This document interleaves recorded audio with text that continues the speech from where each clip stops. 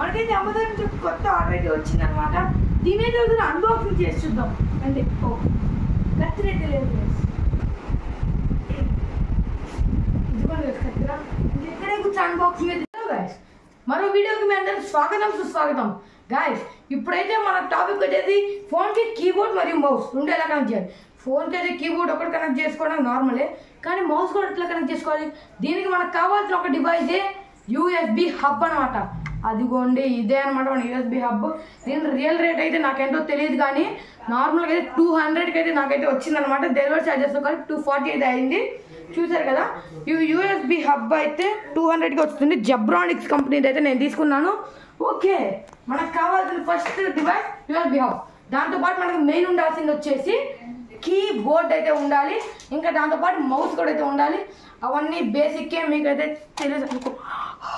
కింద పడేది అయితే ఇదిగోండి, ఇవి కూడా అయితే జబ్రానిక్స్వే అనమాట. ఇదిగోండి మళ్ళీ ఈ మూడు తర్వాత దీంతోపాటు మనకు ఒక కన్వర్టర్ కూడా అయితే కావాలన్నమాట. వీటన్నిటి నేమ్స్ అయితే నేను బయట చూసే చెప్తున్నాను. ఇదిగోండి కన్వర్టర్ కూడా అయితే కావాలన్నమాట. ఇదైతే టైప్ జే కన్వర్టర్. మీ ఫోన్ ఒకవేళ టైప్ సి అనుకోండి, టైప్ సి కన్వర్టర్ తీసుకోండి. లేక మీ ఫోన్ ఇదిగోండి guys, type C converter unexpected type C converter ఉంటుంది.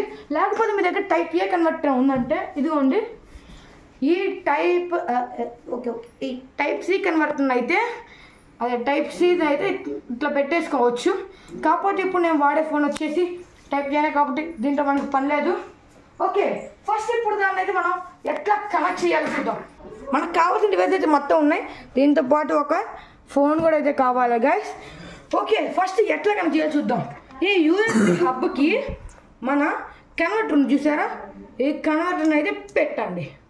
ఓకేనా, ఈ కన్వర్టర్ని దేనికి పెడతారంటే మన ఫోన్కి పెట్టాం. అంటే యూఎస్బి హబ్ కన్వర్టర్ పెట్టాం, ఈ కన్వర్టర్ని అయితే మన ఫోన్కి అయితే పెడదాం. ఓకే, ఇప్పుడు ఈ యూఎస్బి హబ్కి అయితే